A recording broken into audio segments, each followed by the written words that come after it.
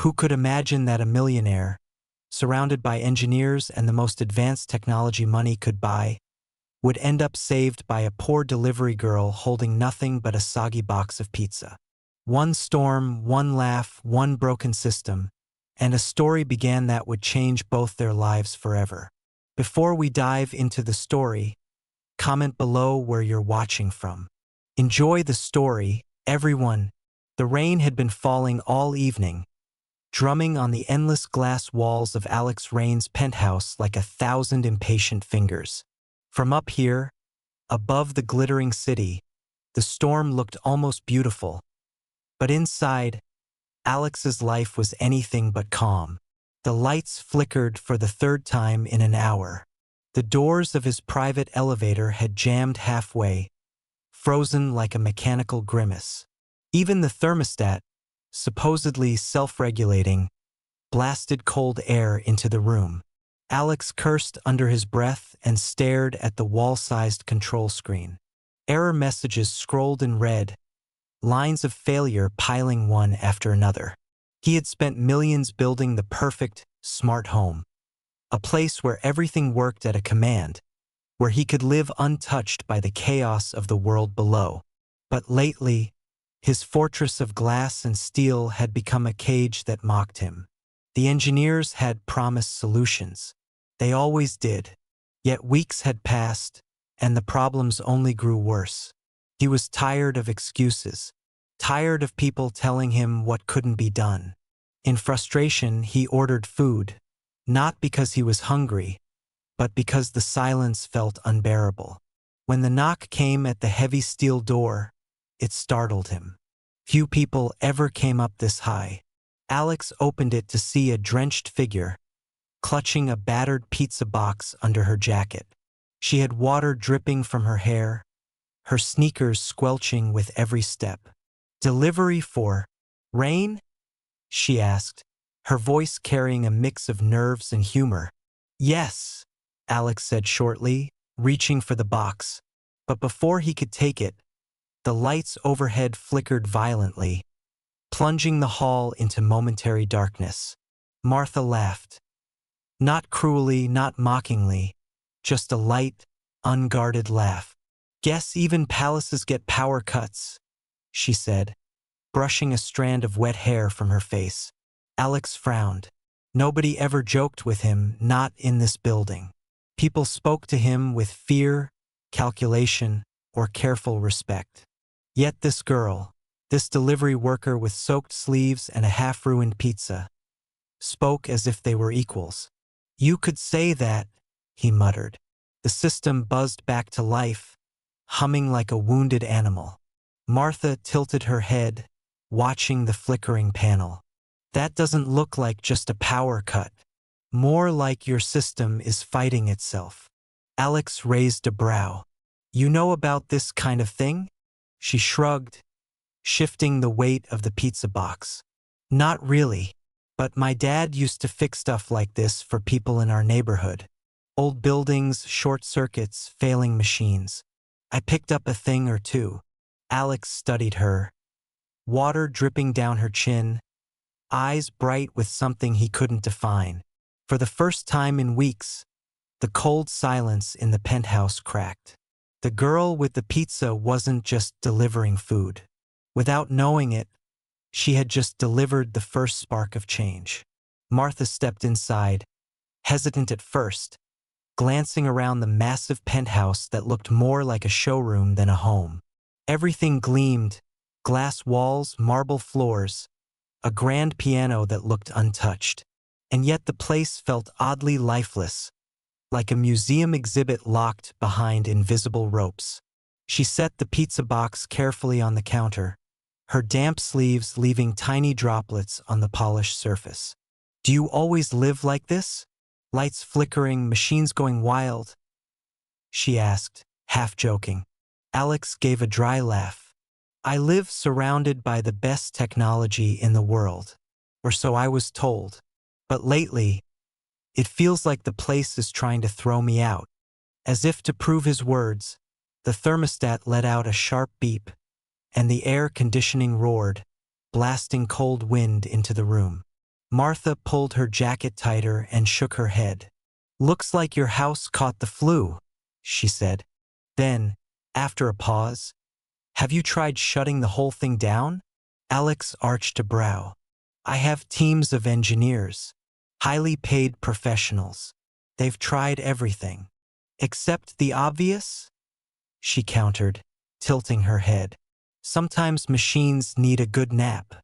You know, cut the power, let it breathe, start fresh." He almost smiled, despite himself. No one ever spoke to him like this, blunt, unpolished, a little cheeky. "And if it doesn't work? Then you wasted 5 minutes. Cheaper than your engineer's hourly rate, I'm guessing," she said with a grin. Alex hesitated. It sounded ridiculous, but something about her tone, her casual certainty, made him curious. "Fine," he said finally, gesturing to the control hub. "Show me." Martha approached the panel with cautious confidence. She scanned the glowing lines of code and warning messages, then found a manual override hidden beneath the main board. With quick fingers, she pressed a sequence, then leaned closer. "There," she said, "but you'll need to kill the backup battery too." Alex blinked. "You know where that is?" She nodded toward a sleek black box half hidden in the wall. "That's your reserve. Disconnect it for 30 seconds. My dad used to say, 'No reset is real unless you pull the plug.'" Skeptical but oddly compelled, Alex followed her instructions. The room went dark.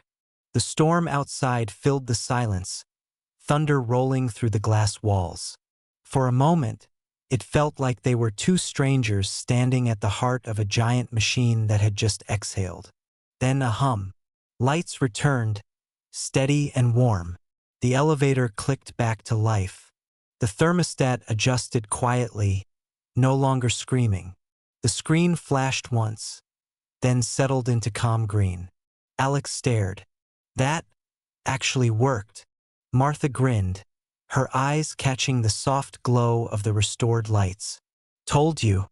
Sometimes rich people just need poor people's tricks." For the first time in months, Alex laughed. It was quiet, almost surprised, as if he'd forgotten how. And Martha, dripping rainwater onto his perfect marble floor, didn't look like an intruder anymore. She looked like the only person who could breathe life into a house that had forgotten how to live.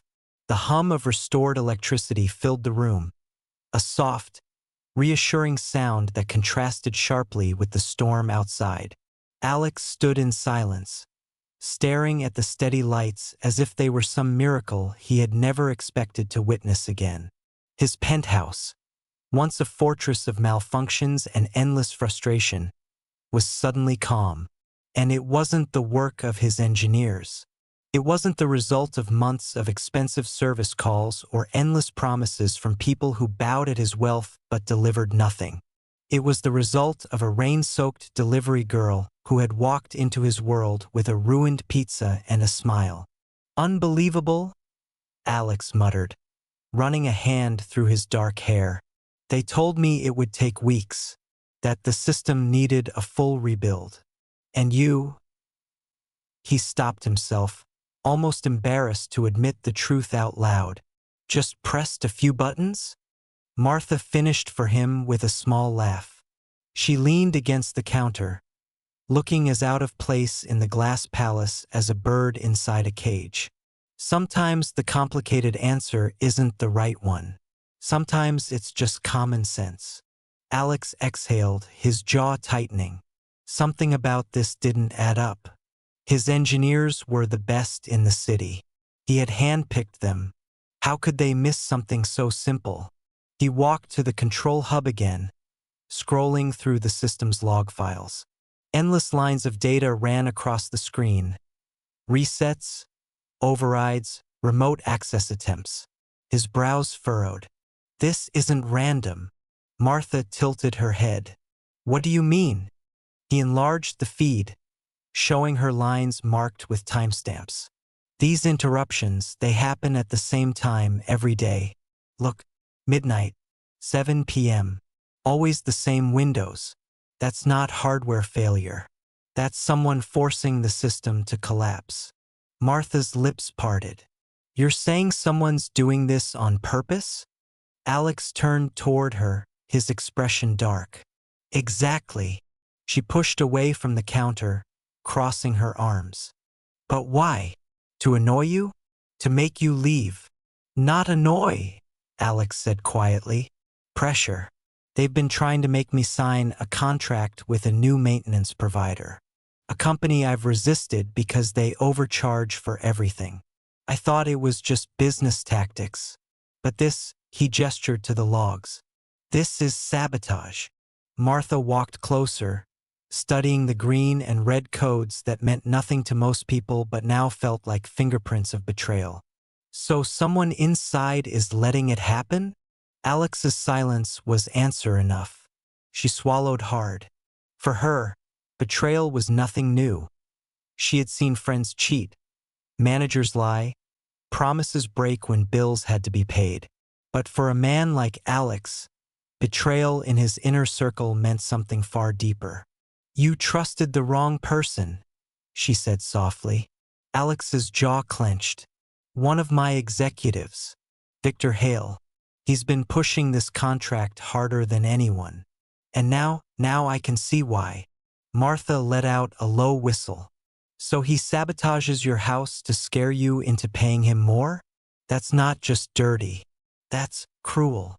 Alex's eyes hardened, though inside him something else stirred. A mix of anger, humiliation, and a strange sense of gratitude toward the stranger who had revealed it all. If she hadn't laughed at the flickering lights, if she hadn't told him to just pull the plug, he would never have looked deeper. For years he had believed money could buy him solutions, loyalty, even security. And yet here he was, saved not by money, but by a drenched delivery girl whose honesty cut sharper than any polished speech. Why are you helping me? Alex asked suddenly, his voice softer, more curious than suspicious. Martha blinked, caught off guard. Because someone should. And clearly none of your expensive friends are doing the job. She gave him a half smile, but her eyes carried something heavier, exhaustion. The kind that comes from carrying the weight of a life no one else sees.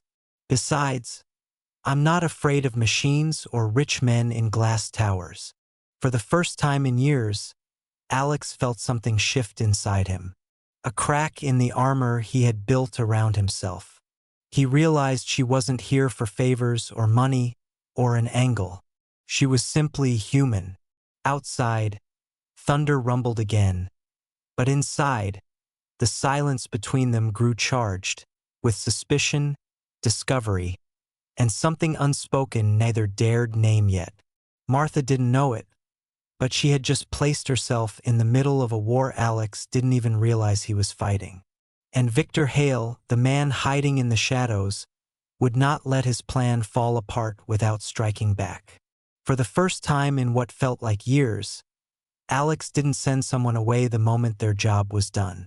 Martha should have left the pizza on the counter, taken her tip, and disappeared back into the storm. That's what delivery people did in his world. Brief encounters, nameless faces, nothing that lingered. But she didn't move toward the door. Instead, she leaned on the counter, rubbing her damp sleeves against her arms to keep warm. The pizza box sat between them like a strange peace offering. You know, she said almost casually, I've delivered to a lot of places. Dorm rooms, hospital wards, night shifts at warehouses. But never this. She waved a hand at the enormous expanse of glass and polished steel. Feels more like an airport than a home. Alex raised an eyebrow. An airport? Well, it's big, shiny, and kind of empty. Except airports at least have people. Yours just has silence. Her words shouldn't have hit him as hard as they did. He had always told himself he preferred silence. That noise was a weakness, a distraction. But hearing it spoken aloud, with that gentle note of sadness in her voice, It suddenly sounded like a diagnosis. "It's quiet," Alex admitted after a pause. "But it's efficient. No clutter. No interruptions. Or maybe just no life," she said softly. The words lingered in the air. Martha didn't mean them cruelly. She simply said what she saw. And Alex, to his own surprise, didn't feel offended. He felt seen. He sat down at the counter and gestured to the pizza. "You might as well stay and eat. It's not like I ordered it for myself."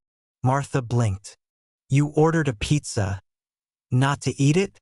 "I ordered it because I was tired of error screens," he said, his lips quirking. "And maybe because I wanted to prove the door still opened." Her laugh rang out warm and real. She slid into the seat opposite him, steam rising from her damp clothes. The pizza was half ruined, cheese clinging to the soggy cardboard, but she didn't seem to mind. She grabbed a slice and took a giant bite. Alex watched her, amused. Nobody in his world ate like that. His colleagues dissected meals with silver cutlery. His acquaintances picked at plates during cocktail parties. But Martha, she bit into food like she actually needed it, like it was the first real moment of the day. "You look like you haven't eaten in a week," he said.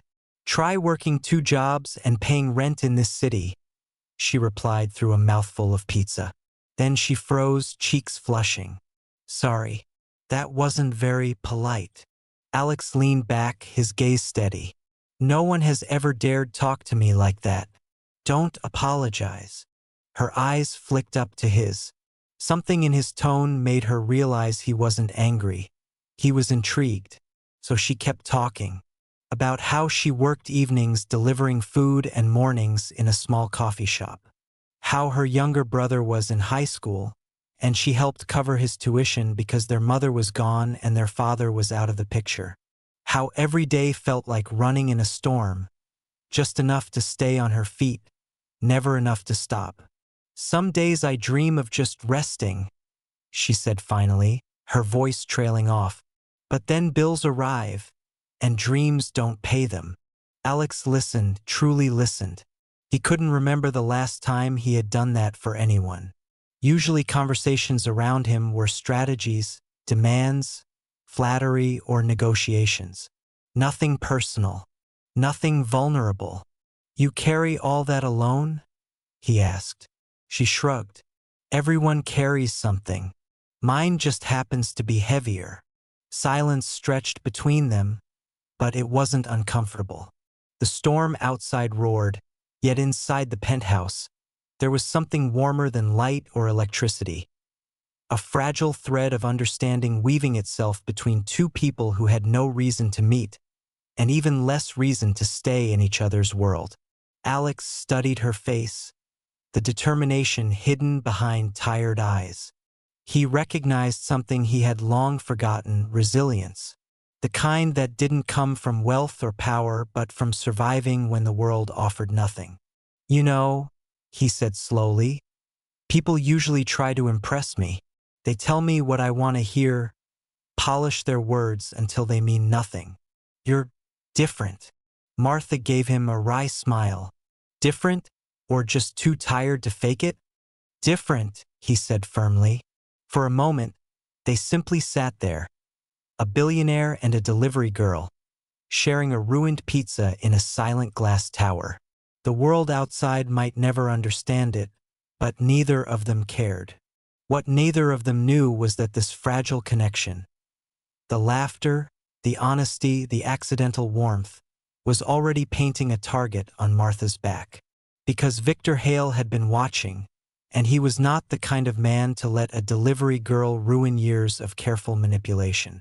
And the storm outside was only a shadow of the one that was about to break inside Alex's empire. The next morning should have been brighter. The storm outside had cleared, leaving the city washed and glittering under the pale sun. But inside Alex's glass fortress, the air felt heavier than ever. Martha hadn't planned on staying long. She had left early, heading back to her world of worn sneakers and delivery routes, where time was measured in orders and tips, not in shares and market indices. But her absence lingered. The penthouse, which had always felt sterile and empty, now felt colder than usual, as though it had been waiting for laughter that would not return. Alex had barely slept. The words she had spoken the night before circled his mind like restless birds. No life, just silence. She was right.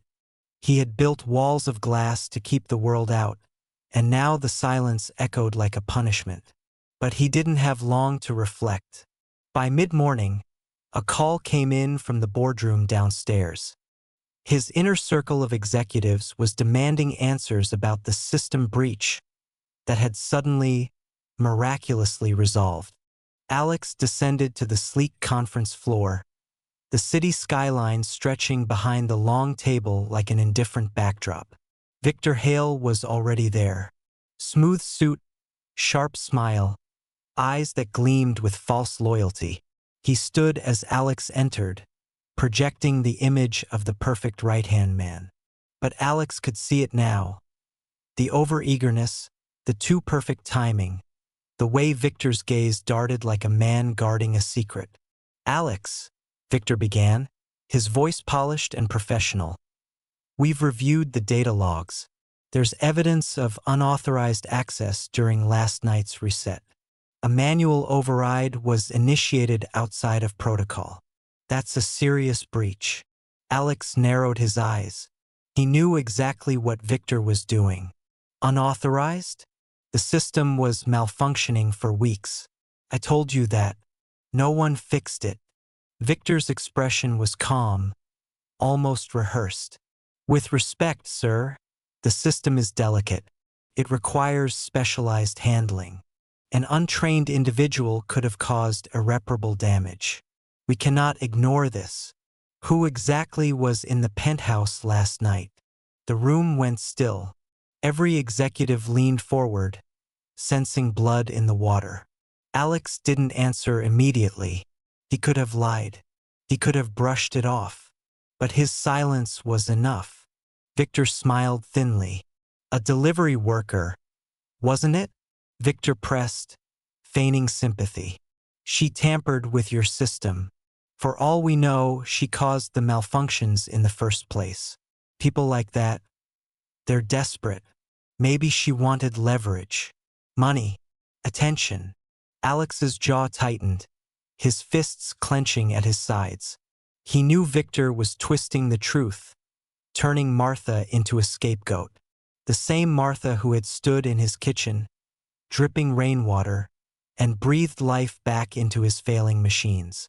"You're suggesting," Alex said slowly, his voice low, "that a girl carrying a pizza box somehow managed to outsmart your entire technical department?" Victor spread his hands, smiling at the board. "Stranger things have happened.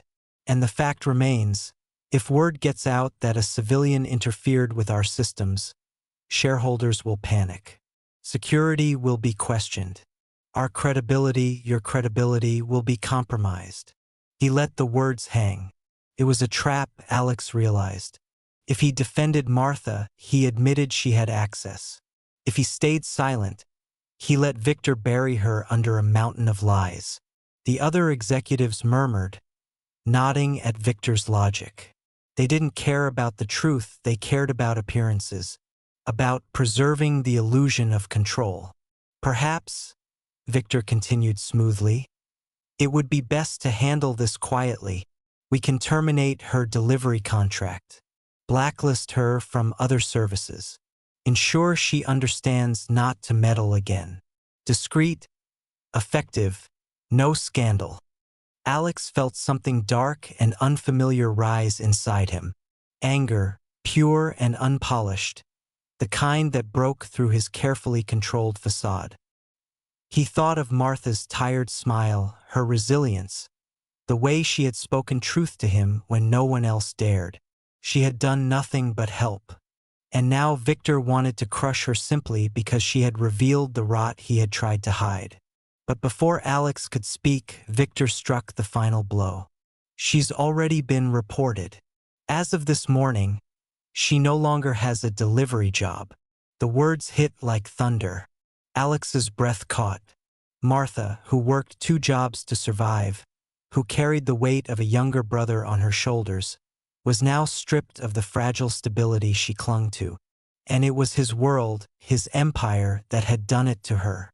Victor leaned back, satisfied. Around the table, the others nodded in approval. To them, it was simple. One poor girl erased to protect a millionaire's reputation. Nothing more. But to Alex, it was not simple at all. For the first time, the cold machinery of his empire felt suffocating. For the first time, silence was no longer a shield but a crime. He knew then that the real reset had not been in his penthouse's control system. It was happening inside him. And the choice he made next would determine not just Martha's fate, but his own. The following evening, the city's financial district buzzed with anticipation. The quarterly shareholder press event was always a performance. Lights, cameras, investors, and polished executives parading numbers and promises. But this one carried an undercurrent of tension. Whispers had already begun to circulate. The Rain Corporation's smart systems had collapsed, rumors of sabotage spread, and questions about Alex's leadership echoed through the markets. Alex stood backstage, staring at his reflection in the mirror. The man who looked back at him was immaculate. Tailored suit, sharp tie, expression controlled. But beneath the surface, a storm churned. He could still hear Martha's laugh in his kitchen, her voice saying, "Sometimes rich people just need poor people's tricks." And he could see Victor's satisfied smirk across the boardroom table, the cold efficiency with which he had destroyed her livelihood without blinking. For the first time in years, Alex realized the empire he had built was rotting from the inside. And tonight he had a choice: to cover it up like he always did, or to tear the silence apart once and for all. The announcer's voice boomed, calling his name. He stepped onto the stage, greeted by a wall of flashing cameras. Executives flanked the long table. Investors filled the seats. At the far end, Victor Hale smiled like a man certain of his victory. Alex began the presentation as expected: graphs, statistics, smooth words. The audience leaned forward, waiting for reassurance. Then, mid-sentence, he stopped. His hand rested on the podium, his eyes sweeping the room. "There is something you need to know," Alex said, his voice steady but uncharacteristically raw. "For weeks, my penthouse, the very symbol of what this company creates, was failing. Lights, systems, controls. Nothing worked. And my highly paid experts told me it would take months, maybe longer, to fix." The room shifted uneasily. Victor sat straighter, eyes narrowing. "But last night," Alex continued, "a delivery girl walked into my home. She carried a pizza, not a resume. She had no degree in engineering, no title, no reason to be trusted. And yet, in minutes, she saw what none of my people saw. She restored what millions of dollars and endless promises could not. She didn't do it for profit. She did it because it was the right thing to do." Murmurs rippled through the hall. Cameras flashed more urgently. The board members glanced at one another, uncertain. Alex's gaze fell on Victor. "And this morning, one of my executives accused her of sabotage. He blacklisted her, stripped her of her job, tried to bury her because her truth exposed his lie. That man is Victor Hale." The silence was absolute. Then came the collective gasp, a wave of shock that rolled across the hall. Reporters' pens scratched furiously. Investors whispered in alarm. Victor's face drained of color. He shot to his feet. "This is outrageous," Victor barked. "She's nothing, a nobody off the street. She's the reason you're all sitting here with functioning systems tonight." Alex cut in sharply, his voice rising like thunder. "And she is not nothing. She is everything this company forgot. Honesty, courage, and the reminder that solutions don't always come with a price tag. The audience erupted. Reporters hurled questions. Cameras zoomed. The board scrambled to distance themselves from Victor. Security moved as murmurs grew into a roar. But Alex didn't care about the chaos. For the first time, he spoke not as a billionaire defending his empire, but as a man defending someone who had given him back more than a working system. She had given him back a heartbeat. That night, Victor Hale's career ended in disgrace. The betrayal was laid bare, the contract scheme exposed. His name burned across headlines as the face of corruption. Hours later, when the crowd dispersed and the noise of the city dimmed, Alex returned to his penthouse. The lights glowed steadily, the machines hummed quietly, but the silence felt unbearable again until he saw her. Martha was standing by the elevator, clutching her worn jacket, unsure if she even belonged here. She had seen the broadcast, watched him risk everything to defend her, and now she was speechless. You didn't have to do that," she whispered. "Yes, I did," Alex replied simply. He walked closer, his voice lower now, stripped of all performance. "Because the world needs to know that people like you exist. And because I needed to remember it myself." For a long moment, they just looked at each other. A man who had everything but was empty, and a girl who had nothing but carried the strength he'd been missing. The city lights stretched endlessly outside the glass walls, but for the first time, the penthouse didn't feel cold. It felt alive, because Martha was there. And as the storm clouds drifted away into the night, Alex realized that the true reset wasn't in his machines. It was in his heart. Weeks passed, and the story of the delivery girl who saved a millionaire spread through the city like wildfire. Newspapers ran headlines. Social media turned Martha into an unlikely symbol, not of scandal but of resilience. People admired the courage of a young woman who had walked into a glass palace with nothing but a ruined pizza and walked out having exposed corruption that million-dollar suits had missed. For Martha, life had changed, but in some ways it hadn't. She still worked, still carried bills, still cared for her younger brother, whose schoolmates now teased him by calling him the boy whose sister fixed a millionaire's house. But when Alex appeared outside her coffee shop one morning, waiting in line like an ordinary customer, she realized he wasn't done with her story. "I thought men like you sent assistants," she teased when she saw him, handing him a paper cup of coffee. "Maybe I'm trying to prove I'm human," he replied, his lips curling into the faintest smile. Slowly, carefully, Alex began to step out of his glass tower. He joined her on late-night delivery runs, watching as she weaved through the city's hidden corners. He met her brother, who stared at him suspiciously at first, but then lit up when Alex offered to help with his math homework. And Martha. She began to see that beneath the armor of money and power, Alex was not cold. He was simply lost. One evening, as autumn winds swept through the streets, Alex brought her back to the penthouse. But it wasn't the sterile cage she had first walked into. Plants now grew along the glass walls. The grand piano had been moved closer to the center of the room, and the silence was broken by music, soft, imperfect notes he had begun to play when no one was watching. "You changed this place," Alex said quietly, watching her gaze at the transformation. "Not the engineers, not the money. You." Martha looked at him, her eyes shimmering with something unspoken. "I just pressed a few buttons." "No," he said, stepping closer. "You pressed reset on more than machines. You pressed reset on me." For a moment, the world outside the glass walls didn't matter. Not the headlines, not the shareholders, not the endless noise of the city. All that mattered was the warmth of a girl who had walked into his life by accident and reminded him what it meant to feel alive. The penthouse no longer felt empty, felt like home.